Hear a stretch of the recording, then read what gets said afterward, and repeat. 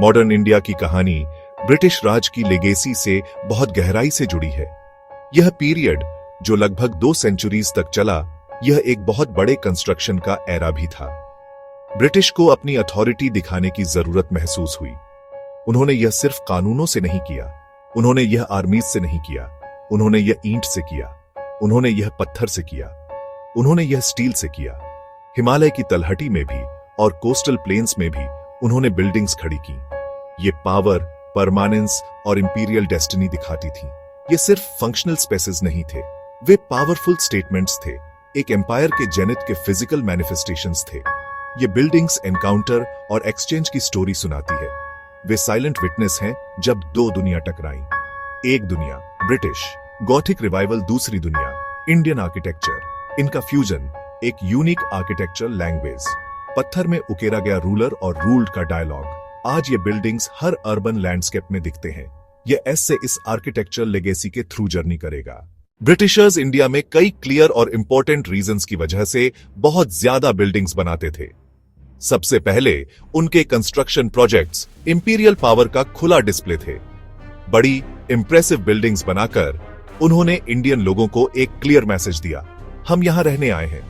बड़े government buildings, मजबूत forts, शानदार रेसिडेंसेस, इन्हें लोगों को इंप्रेस और डराने के लिए डिजाइन किया गया था, ताकि उस जगह पर एक ऑर्डर और परमानेंस की फीलिंग एस्टैब्लिश की जा सके। ये बिल्डिंग्स सिविलाइजिंग मिशन का फिजिकल एम्बॉडीमेंट थी। स्केल और ग्रैंड्योर जानबूझकर रखे गए थे ताकि पुरानी इंडियन पैलेस और फोर्ट्स को छोटा दिखाया जा सके। प्योर सिंबोलिज्म के अलावा नए इंफ्रास्ट्रक्चर की एक जरूरी प्रैक्टिकल नीड भी थी। इंडिया जैसे बड़े टेरिटरी के एडमिनिस्ट्रेशन के लिए बिल्डिंग्स का एक बड़ा नेटवर्क चाहिए था। Office, court house, barrack, railway station, way station transport और कॉमर्स के नए कैथेड्रल बन गए। स्कूल, यूनिवर्सिटी, हॉस्पिटल, म्यूजियम, सभी को ऐसी स्ट्रक्चर्स चाहिए थीं जो ब्रिटिश स्टैंडर्ड्स को दर्शाती थीं और बढ़ती कॉलोनियल सोसाइटी और एक उभरते इंडियन एलीट की नीड्स को पूरा करती थीं। कंस्ट्रक्शन की इस वेव ने एक रिमार्केबल आर्किटेक्चरल फेनोमेनन को जन्म दिया, ब्रिटिश और इंडियन डिजाइन एलिमेंट्स का फ्यूजन। शुरुआती ब्रिटिश बिल्डिंग्स अक्सर पूरी तरह से यूरोपियन होती थीं, स्टार्क नियो क्लासिकल स्ट्रक्चर्स, लेकिन ये डिजाइन इंडियन क्लाइमेट के लिए सही नहीं थे और लोकल लैंडस्केप में एलियन लगते थे। इससे इंडो गॉथिक या इंडो सारा सैनिक जैसा हाइब्रिड स्टाइल डेवलप हुआ। 19वीं सदी का आर्किटेक्चरल ड्राइंग, इंडो सारा सैनिक प्लान। जब ब्रिटिश ने 1911 में अपनी राजधानी कलकत्ता से दिल्ली ले जाने का फैसला किया, यह एक ऐतिहासिक सिंबोलिज्म से भरा फैसला था। दिल्ली सदियों से सत्ता का केंद्र रही थी। इस इंपीरियल कैपिटल को डिजाइन करने का काम सौंपा गया sir Edwin Lutyens, sir Herbert baker. उनकी विजन एक अर्बन प्लानिंग मास्टरपीस, चौड़ी पेड़ों से ढकी सड़कें, शानदार नजारे, स्मारक इमारतें। सबसे प्रमुख फीचर है विशाल सेंट्रल डोम। यह सांची के ग्रेट स्तूप से प्रेरित था। स्थानीय मटेरियल्स, लाल और बेज सैंडस्टोन, शहर का रंग। पार्लियामेंट हाउस का गोलाकार आकार इसकी सबसे डिस्टिंक्टिव विशेषता है। कहा जाता है कि बेकर को 64 योगिनी मंदिर से प्रेरणा मिली। विशाल गोलाकार कॉलोनी, 144 सैंडस्टोन कॉलम, राजपथ के विपरीत छोर पर खड़ा है इंडिया गेट। लुटियंस ने इसे भी डिजाइन किया। इसे उन 84,000 ब्रिटिश इंडियन आर्मी सैनिकों की याद में बनाया गया था। अमर जवान ज्योति बाद में जोड़ा गया। आर्क के नीचे जलती है एक कोरियोग्राफ किया हुआ पावरफुल आर्किटेक्चरल एंसेंबल। कंस्ट्रक्शन और आर्टिस्ट्री लगभग 2 दशक में पूरा हुआ और शहर का भाग्य बदला। हर इमारत का स्पष्ट पर्पस। वायसराय का घर, किंग एम्परर का प्रतिनिधि निवास। आइए हम तीनों संरचनाओं को और नजदीक से देखें। लुटियंस दिल्ली के दिल में खड़ा है। शानदार राष्ट्रपति भवन, इसे पहले वायसराय हाउस कहा जाता था। सर एडविन लुटियंस ने इसे डिजाइन किया। यह एक सांस रोक देने वाला पैमाना और जटिलता की बिल्डिंग है। यह वर्साय के महल से बड़ा है। 4 मंजिलों पर 340 कमरे फैले हैं। इसका मुख्य ढांचा यूरोपीय क्लासिसिज्म में टिका है, लेकिन लुटियंस ने इंडियन एलिमेंट्स मास्टरफुली पिरोए। थोड़ी दूरी पर पार्लियामेंट हाउस है। राष्ट्रपति भवन के भव्य अप्रोच को फ्रेम करते हुए इसे सर हर्बर्ट बेकर ने डिजाइन किया। इसका गोलाकार आकार इसकी सबसे डिस्टिंक्टिव विशेषता है। विशाल गोलाकार कॉलोनी, 144 सैंडस्टोन कॉलम, राजपथ के विपरीत छोर पर खड़ा है। इंडिया गेट दीवारों पर 13,000 से अधिक सैनिकों के नाम अंकित हैं। अक्सर इसकी तुलना पेरिस के आर्क डी ट्रायम्फ से की जाती है। ओनल इंडिया वॉर मेमोरियल, युद्ध में गए सैनिकों का सम्मान। साथ मिलकर ये तीन, राष्ट्रपति भवन, पार्लियामेंट हाउस और इंडिया गेट, एक आर्किटेक्चरल ट्रिनिटी बनाते हैं। इन्हें इंपीरियल पावर के एक सिंगल इंटीग्रेटेड विजन के रूप में कल्पना किया गया था। लुटियंस और बेकर ने सहयोग किया, पर उनके मतभेद भी थे। बेकर को लगा यह ग्रैंड एवेन्यू से उनके सेक्रेटेरिएट के नजारे को बाधित करता है।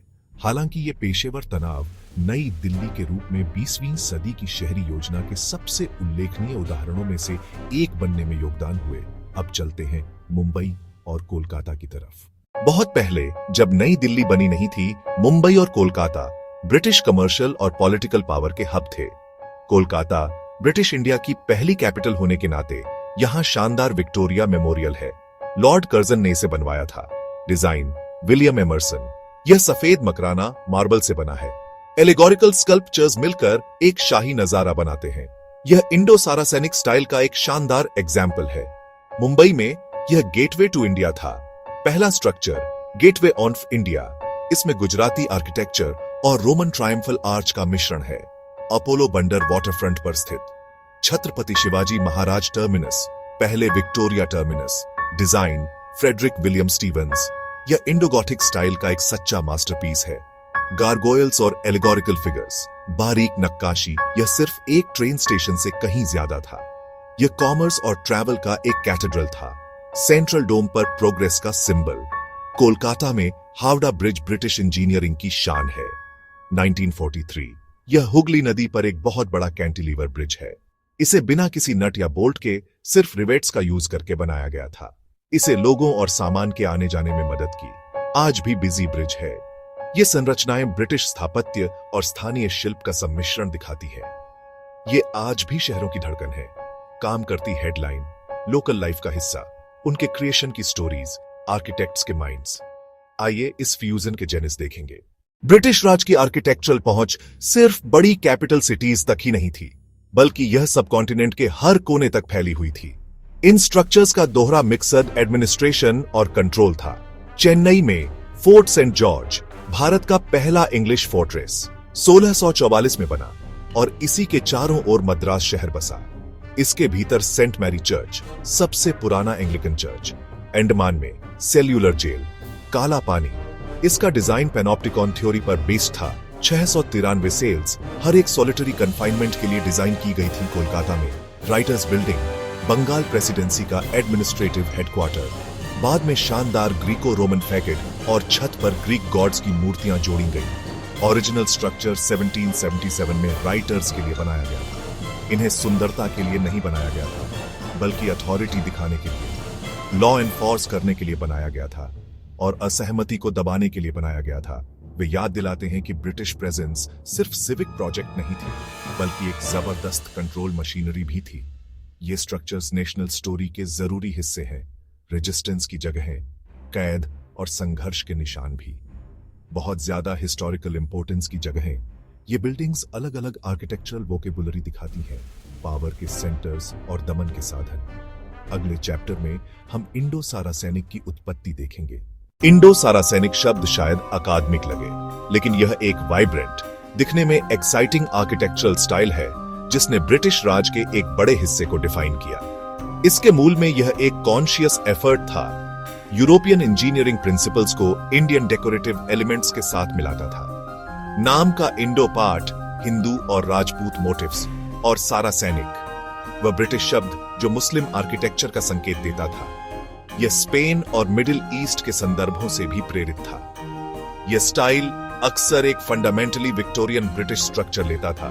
उन्हें सजाया गया प्याज के आकार के गुंबद, मल्टी लोब्ड आर्चेस, छतरियां और जालियां वेंटिलेशन और शेड के लिए इस्तेमाल होती थी।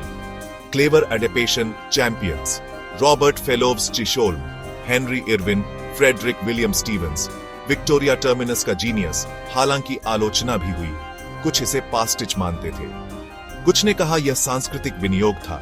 इन आलोचनाओं के बावजूद इस स्टाइल ने इंडिया की कुछ सबसे आइकॉनिक इमारतों को बनाया। मुंबई, चेन्नई, कोलकाता, हर जगह इस फ्यूजन का अपना इंपैक्ट दिखता है। पत्थर में एक डायलॉग, दो शक्तिशाली संस्कृतियों का मिलन। इंडो सारासेनिक आर्किटेक्चरल हिस्ट्री का एक आकर्षक चैप्टर। अब देखें कि स्वतंत्रता के बाद इन इमारतों का क्या हुआ। इंडिया को 1947 में आजादी मिलने के बाद देश के सामने एक कॉम्प्लेक्स सवाल था, इन आर्किटेक्चरल सिंबल्स का क्या करें। ये बिल्डिंग्स फॉरेन डोमिनेशन और सबजुगेशन की याद दिलाती थी। इन्हें डिमोलिश करना इतिहास मिटाने जैसा होता। इंडिया ने अडेप्टेशन और रीएप्रोप्रिएशन का रास्ता चुना। इन कॉलोनियल स्ट्रक्चर्स को नए इंडिपेंडेंट देश के फैब्रिक में सीमलेसली इंटीग्रेट किया गया।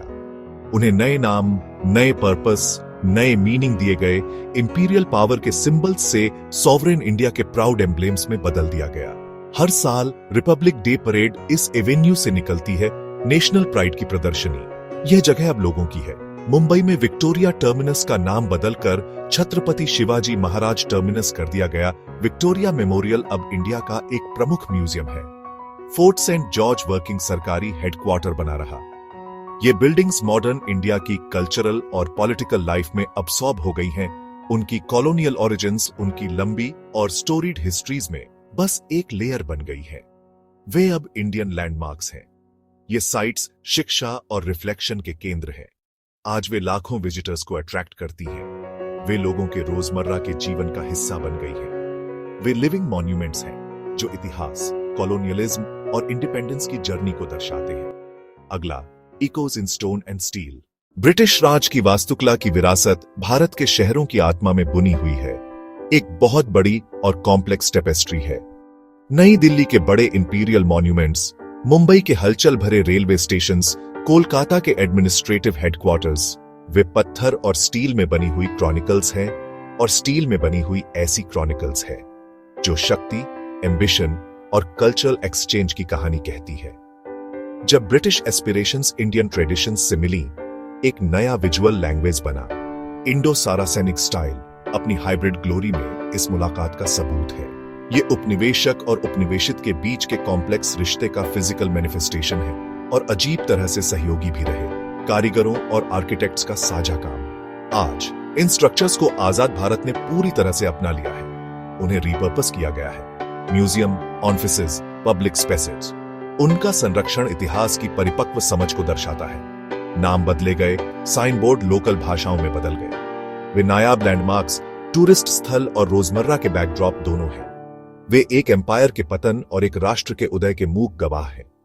जब हम शहरों की सड़कों पर चलते हैं, पत्थर और स्टील में यह गूंज हमें यह सोचने के लिए इनवाइट करती है कि इतिहास वर्तमान को कैसे आकार देता है।